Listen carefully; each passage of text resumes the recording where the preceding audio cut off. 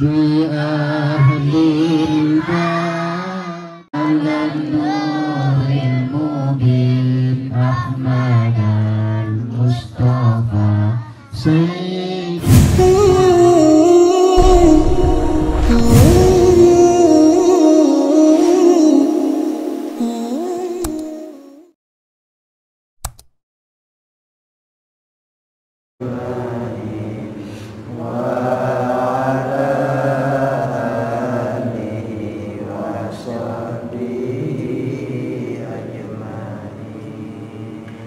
Bismillahirrahmanirrahim.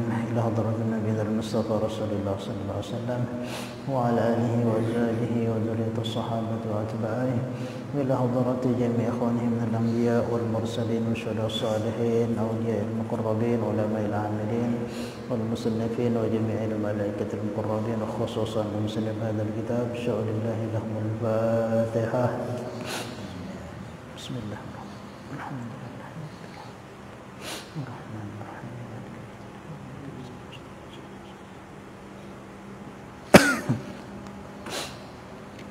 Kita lanjutkan mudzakirah kita. Insyaallah malam ini kita masuk ke pembahasan baru, yaitu fasal membahas tentang rukun-rukunnya salat.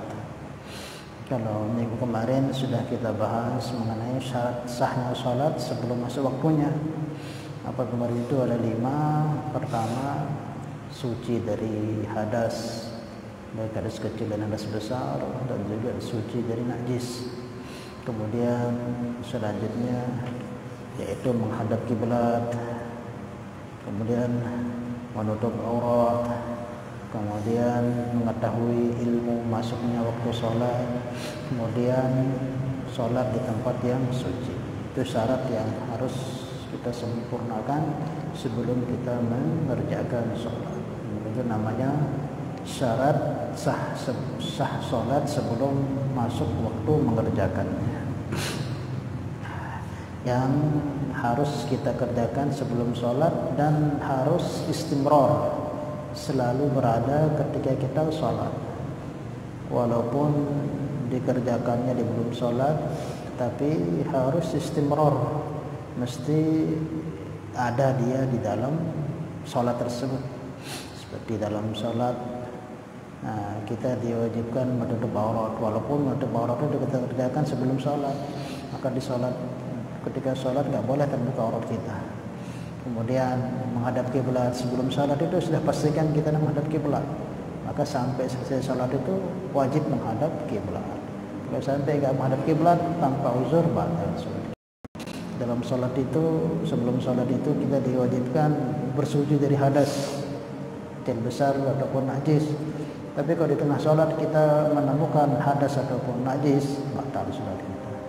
Jadi walaupun syarat itu disempurnakan sebelum mengerjakan sholat, tapi juga harus istimrar, harus tetap ada pada diri kita sampai selesai kita mengerjakan sholat. Adapun rukun ini memang amalan sholat itu sendiri namanya rukun. Jadi amalan sholat dari takbir sampai salam itu namanya amalan-amalan sholat yang terdiri daripada rukun sholat dan sunnah-sunnah sholat.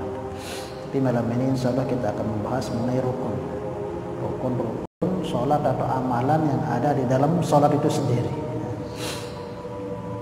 Faslun fi arkanis sholati. Fasal membahas rukun-rukun sholat. Wa taqdimu ma'na as-salatu salat lughatan wa syar'an. Adapun makna salat itu apa secara bahasa atau istilah sudah dibahas di beberapa pertemuan yang lalu. Jadi enggak perlu dibahas. Mengenai salat itu apa, cara makna lughahnya, bahasanya, adapun syaratnya bagaimana. Langsung kita bahas wa arkanus shalah. Dan adapun rukun-rukun salat itu tsamaniyata asyara rukunan, ada 18 rukun. Kalau di kitab ini 18, tapi di kitab-kitab lain ada 17 jumlah rukun salat. Ahaduha yang pertama an-niyatu niyat. Jadi rukun salat yang wajib harus ada dalam salat kita. Jika ada yang tertinggal seketika itu enggak sah salat kita. Jadi rukun sholat itu perkara yang wajib kita kerjakan di sholat itu. Kalau itu nggak kita kerjakan, nggak bisa diganti dengan sujud sahwi atau nggak bisa diganti dengan yang lain. Pokok nggak kita kerjakan, batal sudah sholat kita. Seperti apa? Nggak baca Fatihah. Sementara dia bisa baca Fatihah, kemudian dia nggak berdiri. Sementara dia bisa berdiri, dia nggak ruku. Rukun. Kalau dia nggak ruku juga, sementara dia mampu, nggak sah juga. Nanti ada di sini disebutkan ada 18 jenis rukun-rukun sholat. Jadi sebelum kita bahas panjang lebar mengenai ke-18 ini, sebelumnya mungkin yang perlu kasih tahu pembagian antara ke-18 rukun sholat supaya mudah kita paham. Jadi di 18 rukun sholat ini dibagi oleh para ulama menjadi 3 bagian. Dari 18 ini dibagi oleh para ulama menjadi 3 bagian. Pertama ada namanya rukun qalbi. Rukun qalbi ini kalau bahasa kita itu pegawaian AD. Jadi AD doang berperan di saat itu namanya rukun qalbi. Ada namanya rukun qauli. Rukun qauli ini wajib kita ucapkan, nggak bisa hanya dalam hati, nggak bisa kita hanya dalam hati tok, kita baca di dalam hati. Sementara itu rukun qauli, nggak sah juga sholat kita. Seperti Fatihah misalnya, itu kan rukun qauli. Baca tahiyat rukun qauli, membaca Allah Akbar takbir yang pertama itu rukun qauli. Tapi kalau kita nggak keraskan, semisal takbir yang pertama itu kan rukun qauli itu. Kalau kita tidak ucapkan, kita cukup tidak sah kalau kita. Karena dia posisinya rukun qauli. Mesti qauli itu namanya harus ditalafuzkan, minimal didengar oleh telinga kita sendiri. Ada kita dengan sembahyang, tamu joksop, dengar suaranya Allahu Akbar no. Dalam angkat tangan kan sunnah. Ini ucapan takbir yang pertama itu tuh rukun. Niat doang lakukan takbir di nara, dia sah sembahyang. Karena posisi takbir itu rukun qauli, sebangsa ucapan mesti arah suaranya minimal terdengar si kentau. Kemudian ada namanya rukun fi'li. Fi'li itu sebangsa pekerjaan aja, perbuatan. Kalau rukun qalbi itu satu saja, yaitu niat. Itu namanya rukun qalbi, cukup terniat doang. Terniat namanya, misal nanti di panjang lebar dijelaskan. Cuma nih yang kasih tahu dulu pembagian biar mudah. Kalau rukun qalbi itu cukup hati, itulah tempatnya nanti cuma satu tok dia, niat saja. Jadi niat itu hakikatnya ya di hati itu. Niat itu hati. Cukup di hati. Adapun talafuz terniatan usolli fardhu zuhri, usolli itu sunnah saja. Seumpama dia tersebut usolli sah sembahyang karena niat itu di hati. Karena ia pergaulian hati, maka disebut rukun qalbi. Cukup dia dalam hati. Adapun talafuz itu sunnah. Kemudian ada 5 rukun qauli yang wajib diucapkan, ada 5 dia. Kalau sampai kita nggak ucapkan itu nggak sah sembahyang kita. Contohnya apa? Takbir pertama nih, nggak terniat no Allah Akbar, no wajib dia bersuara karena Allah Akbar.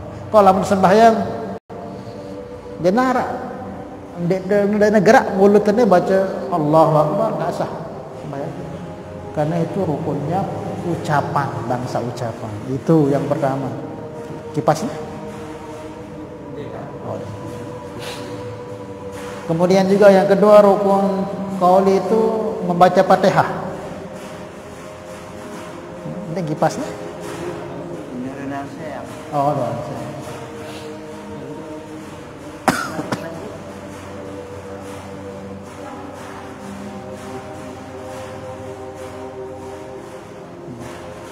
dan kemudian yang kedua namanya rukun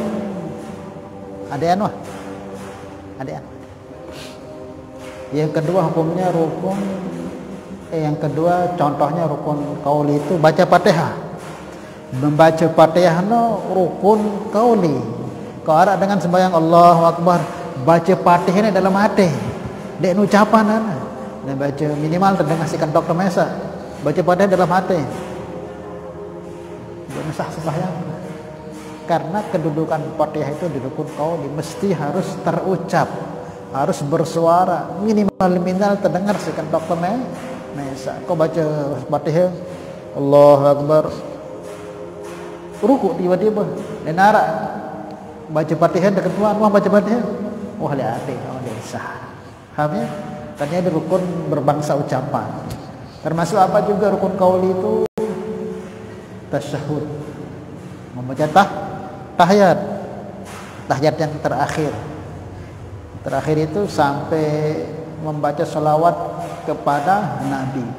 Itu hukumnya rukun qauli. Kalau dengan tahiyat akhir ini dan itu doan dan gerak mulut tiba-tiba assalamualaikum juga enggak sah.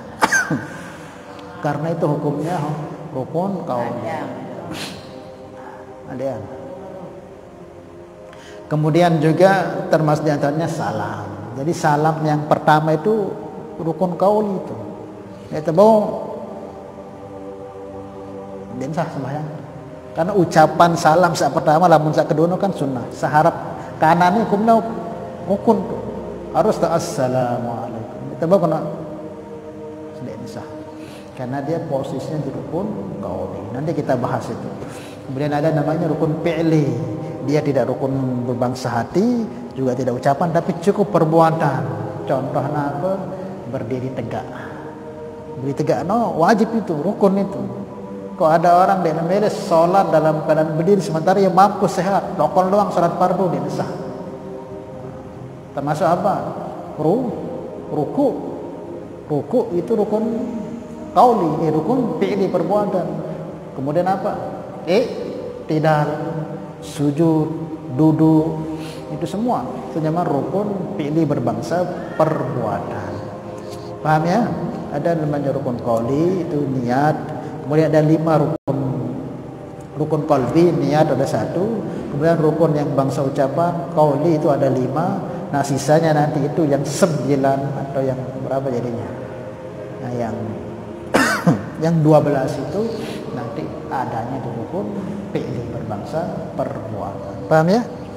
Maka dia disampai te apa namanya? Te ucapan te takbir. Kan ada sebagian dengan datang tamu sop. Anak dengar yang tamu sop. Dia narak karena enggak bukan usul itu sunnah itu. Dia narak karena Allahu Akbar. Ucapan Allahu Akbar pertama nu fardu. Bisa narak dengan dia narak karena Allahu Akbar, dia nak sembahyang. Karena dia rukun qauli. Paham? Nah, sekarang kita bahas. Ini untuk memudahkan. Dan juga sangat penting itu karena ada orang itu banyak diam sembahyang. Ahadua yang pertama niat yang pertama. Nah, ya, kalau kita tingkatkan didudukkan di tingkat yang 3 tadi itu niat ini berada di rukun qalbi. Wahya qasdu syai'in muqtaranan bi fi'lihi, itu menyengaja mengerjakan sesuatu yang dibarengi dengan perbuatan. Memang apa namanya kehendak kita mengerjakan sesuatu memang harus ada niat. Kapan itu niat? Berbarengan dengan pengerjaan sholat itu. Ulama kita sebutkan berbarengan dengan pengerjaan sholat, awal sholat. Apa itu? Takbir. Dalam takbir ini ada 2 rukun sama sunnah di situ. 1 sunnah. Nah, rukunnya itu apa? Baca Allahu Akbar itu rukun, ucapan takbir yang pertama itu rukun. Mengapa niat di dalam hati itu rukun qalbi. Kemudian angkat tangan. Kalau angkat tangan hukumnya sunnah. Maka ketika angkat tangan itu mestikan kita sudah niat dalam hati untuk mengerjakan sholat. Paham ya? Kemudian berbarengan dengan takbir. Takbirnya harus dikeraskan. Makanya nggak bisa kita Allahu Akbar sambil terbaca usolli. Mesti ada kelegor doang wah. Makanya usolli itu sunnah hukumnya. Ini tebau Allah, kecuali itu berdua mulut. Satu baca usolli, satu baca Allah, kan ada bau. Mesti harus satu-satu. Makanya posisinya itu cukup di hati. Coba ke sini. Dia baca usolli, kaji takbir bareng-bareng, boleh. Men, lihat. Ini bau usolli Allah. Beruran dari ini. Ya, makanya banyak orang yang was-was di situ tuh. Allah, jangan barengan kanca ucapan usolli no kanca tak ini bau. Usolli itu kapan dibaca? Sebelum takbir no. Takbir no teman-teman, hukumnya sunnah. Nah, misal usolli pada zuhri. Cuman takbir no. Dan dia usolli pada takbir no, Allah Akbar dibaca dia usolli. Ini cukup di hati niatnya. Usolli itu kapan? Hendak kita tek di atas ini tahu imam ketek. Baru terbaca usolli fardhu zuhri 4 rakaatin Allahu Akbar. Cukup usolli itu pengingat saja. Pengingat, maka disebut ini muqtaranan, dipilih berbarengan niat itu dengan perbuatan. Jadi ini jak pasah pokoknya lah teman dapat usolli kan takbirin. Jak terbarengan karena kita ini dikasih satu mulut. Sampai nanti barengan. Maka cukup usolli itu sebelum sholat itu apa hikmahnya sunnahan untuk ucap usolino adekna otaknya nyadar bahwa itu ini sedang sholat, sehingga nanti ketika otaknya sadar respon dia ke hati, sehingga kita bisa khusyuk ketika Allah usolli fadl.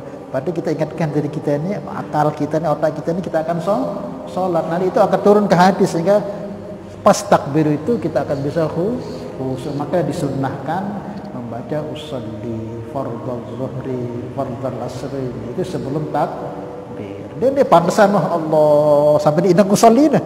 Allah. Tidak akan selesai nanti itu. Paham ya? Kebanyakan seperti itu. Nah, kan itu yang terjadi. Paham ya? Wahya qasdus syai'in muqtaranan bi fi'lihi, yaitu niat itu apa? Menyengaja mengerjakan sesuatu berbarengan dengan perbuatan. Menyengaja niat untuk melakukan sesuatu berbarengan dengan amal. Itu kapan? Wa mahalluha al-qalbu, dan tempat niat itu cukup di hati.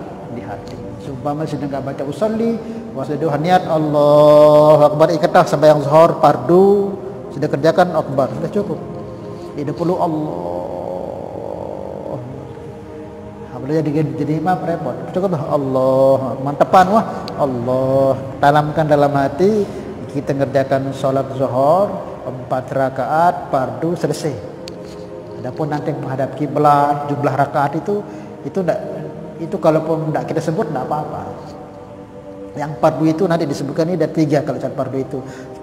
Menyengaja melakukan sholat, yaitu niat itu, kemudian tentukan sholat apa yang dikerjakan dan sebut kefarduannya. Seperti niat memang aku sholat zuhur, fardu zuhur 4 rakaat cukup sudah, Allah Akbar, tanamkan itu.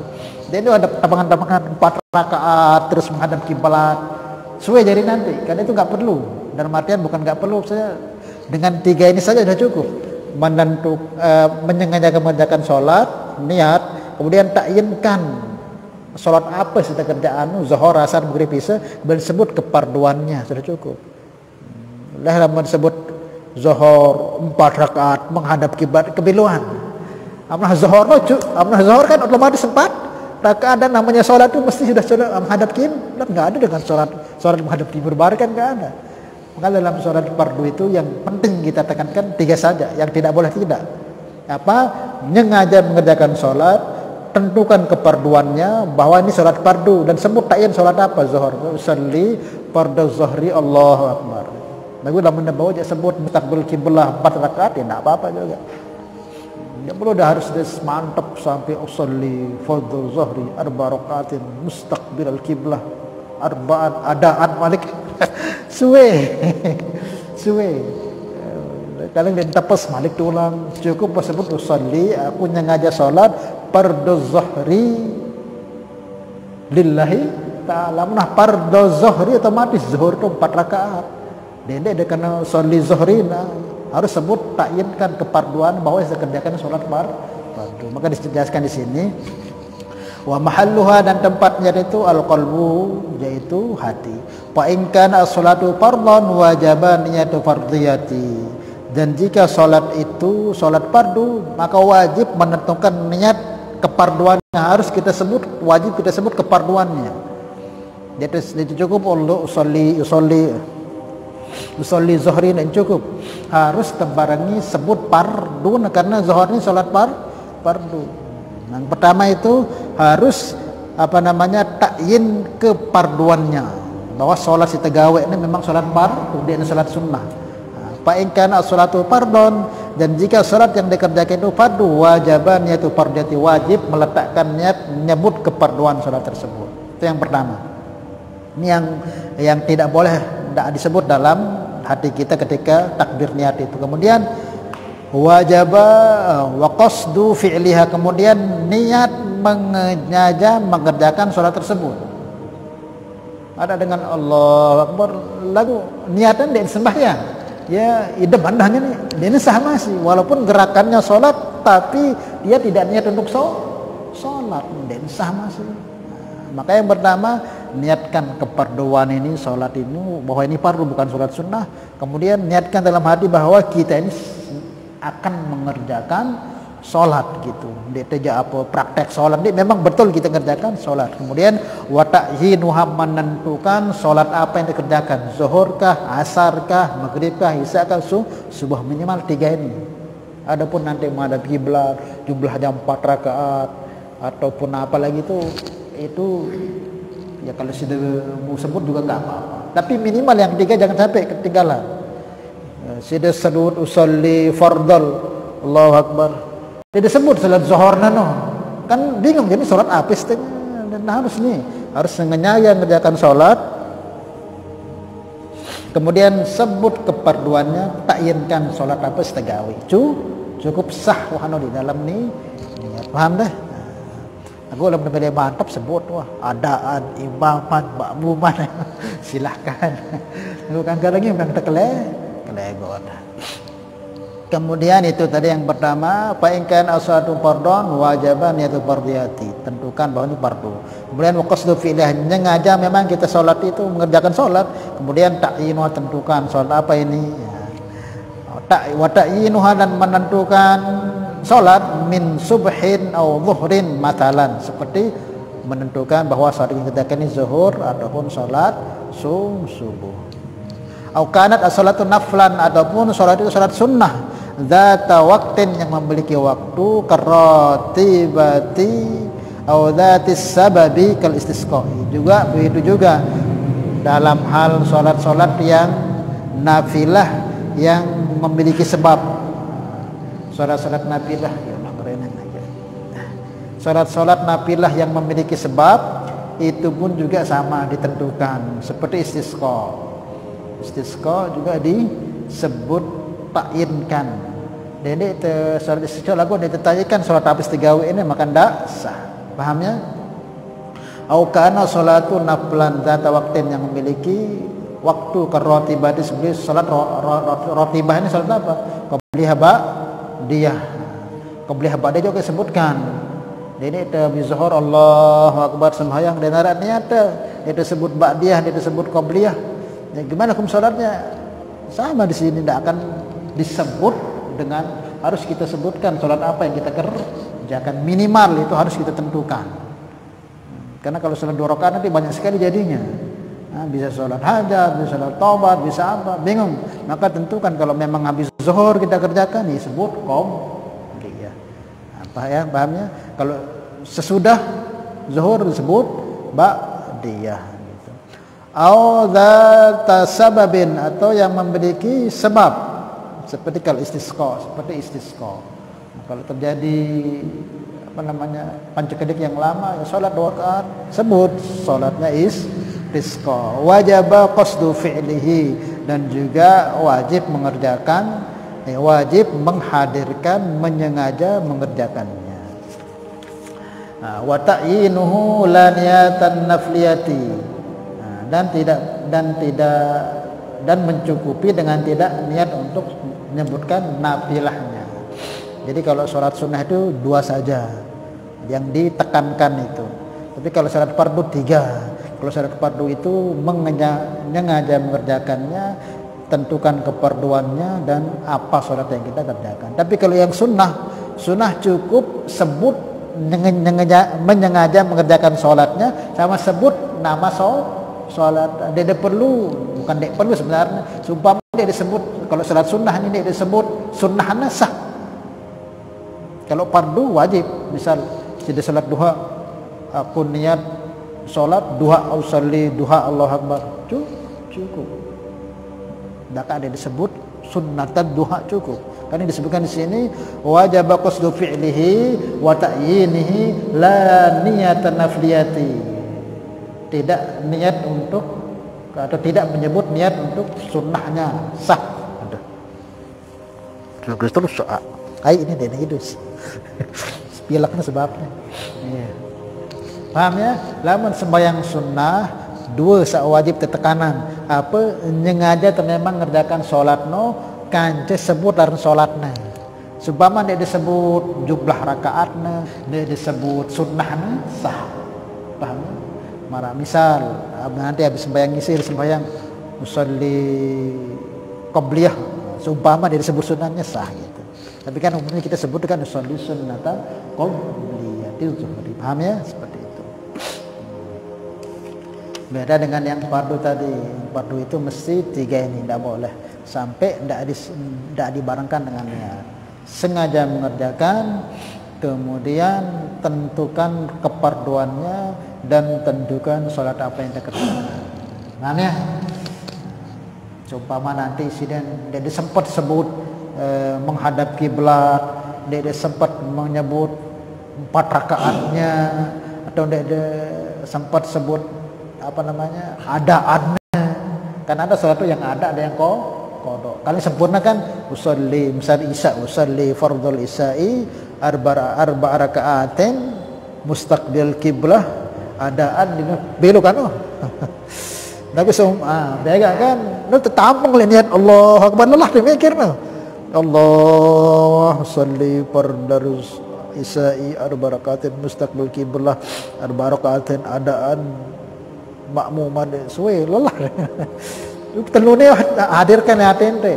Neng aja salat sebut pardune kata salat habis digawe isi wah cukup wah. Oke, yang agak suwe kadang suwe takbir. Lamun tuh paham telune mudah jarin. Tanam paham. Ya aku sembahyang zuhur, fardu zuhur karena Allah cukup.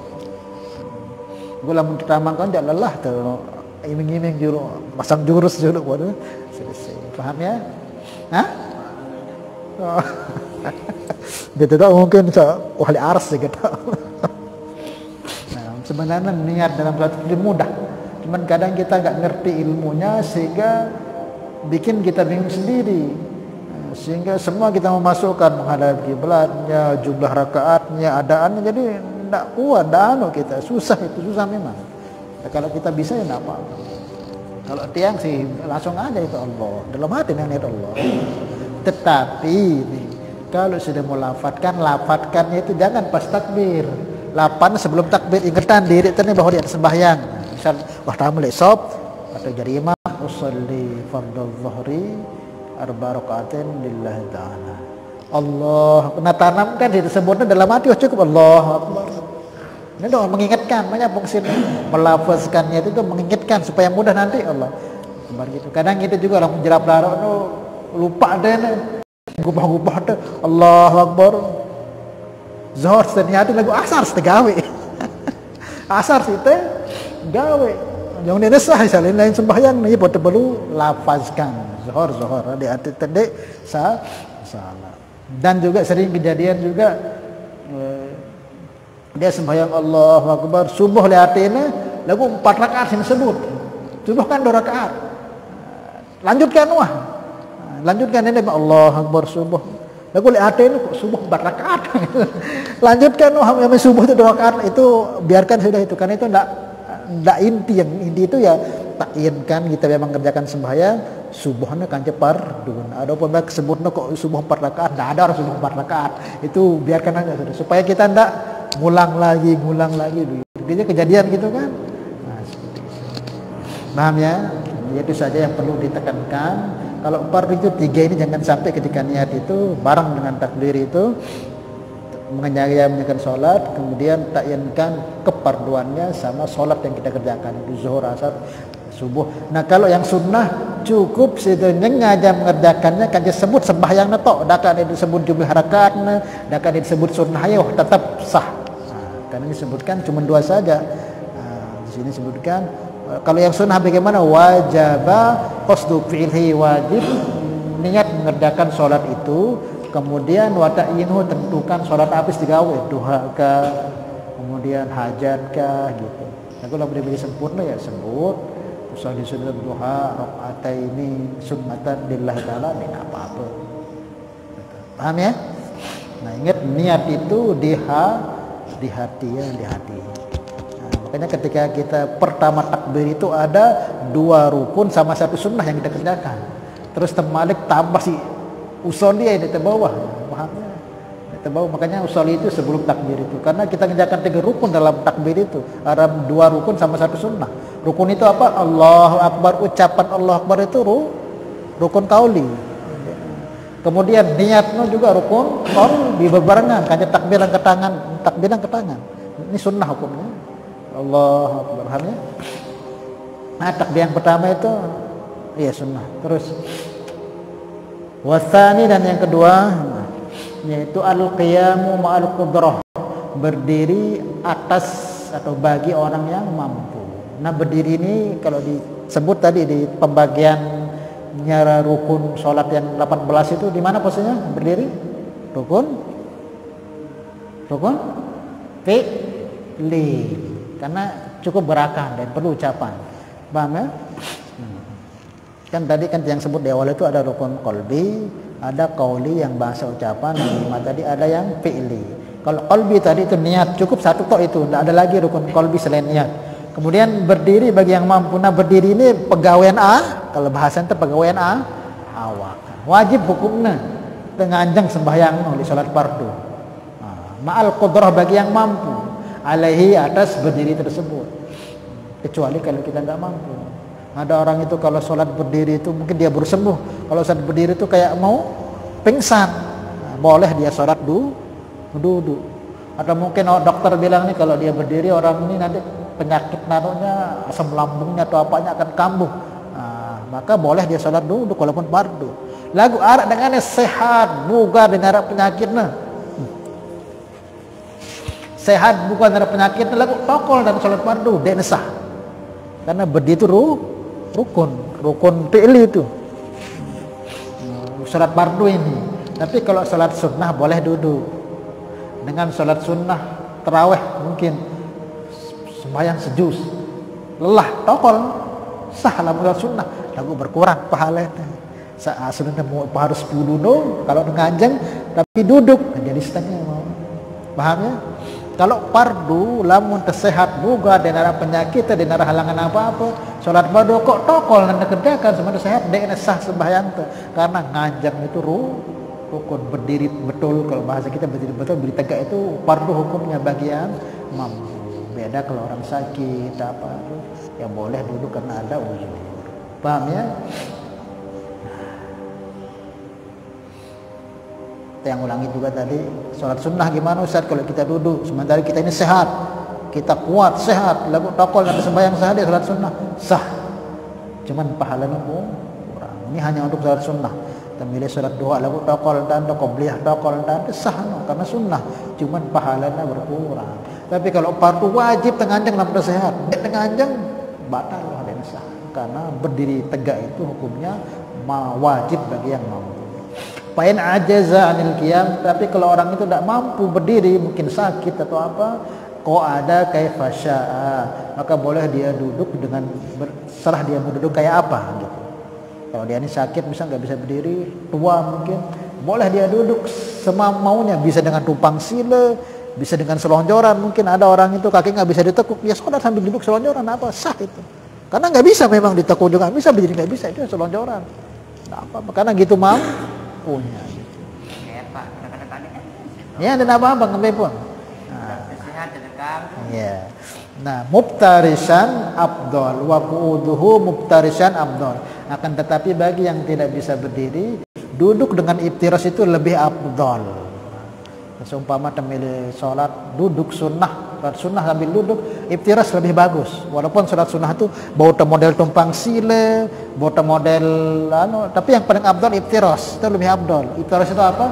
Seperti tasyahud awal. Tasyahud awal itu atau duduk di antara dua sujud namanya iftiras.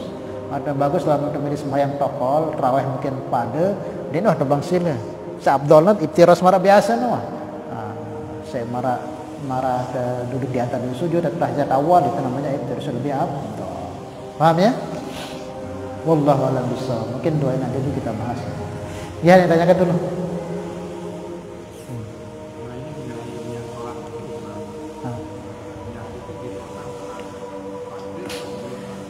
Niat itu muqtaranan bil fi'li, berbarengan dengan takbir. Lepas takbir Allahu Akbar. Makanya paling pasti tanamkan yang tiga itu aja. Allahu Akbar, menyengaja mengerjakan sholat, tentukan fardunya sama sholat apa yang dikerjakan. Supaya Allahu Akbar cukup. Dia Allah, karena sapaan mustaqbil kiblah adaan ngene-ngene ya susah jadinya. Tapi kalau kita mutalafuzkan, kata para ulama, sunnah hukumnya, kita beritahukan ke otak tadi bahwa kita sedang akan melakukan sholat. Sehingga nanti kalau direspon otak kita turun ke hati, sehingga kita nyadar sholat, sehingga takbir itu bisa khusyuk. Itu makanya disunnahkan untuk mengingatkan otak kita membaca usolli. Maka baca usolli ini sebelum takbir. Nah, ada pun niat yang sebenarnya oleh hati pas takbir Allah. Paham ya? Ini ribet-ribetan masalah niat gitu. Yang penting tiga tadi itu mesti jangan sampai tidak disebut di dalam niat di dalam hati tersebut. Bagaimana kalau jadi makmum sama imam? Nah, kalau makmum memang kita jadi makmum itu wajib kita niat jadi makmum. Tapi kalau sudah sebenarnya tidak perlu sebut ya. Nah, karena itu memang itu sholat berjamaahnya memang mau jadi makmum dengan tamu sholat berjamaah terus nyetor sendiri kan aneh nih orang ini. Amun doh tamu memang di jamaah insyaallah Akbar otomatis teklip masuk dalam artian terjadi makmum gitu. Paham ya? Sumpah Ustaz lupa aku udah kesempet niat jadi makmum pada aku sebut sana aku jadi makmum. Sudah otomatis setelah datang ke masjid tamu lesop sudah jadi makmum. Kalau imam tidak wajib niatan jadi imam. Kecuali kalau memang dia misalnya ada orang yang mau sholat dengan kita di belakang, itu walaupun kita sholat sunnah boleh dia ngikut sholat kita di belakang. Paham? Yang wajib itu niat jadi makmum. Kalau imam ya disebut juga tidak apa-apa, tidak apa-apa. Paham ya? Tapi kalau memang sudah kita niat dari rumah dan ke masjid sholat berjamaah, terus dia sempat sebut makmumannya sah, sudah paham ya? Karena memang kita datang di masjid ini untuk sholat berjamaah. Itu salah. Semoga Allah SWT beri kepahaman kepada kita, agar kita bisa menjalankan sesuatu. Al-Hadhiniyah Al-Fatihah. Bismillah.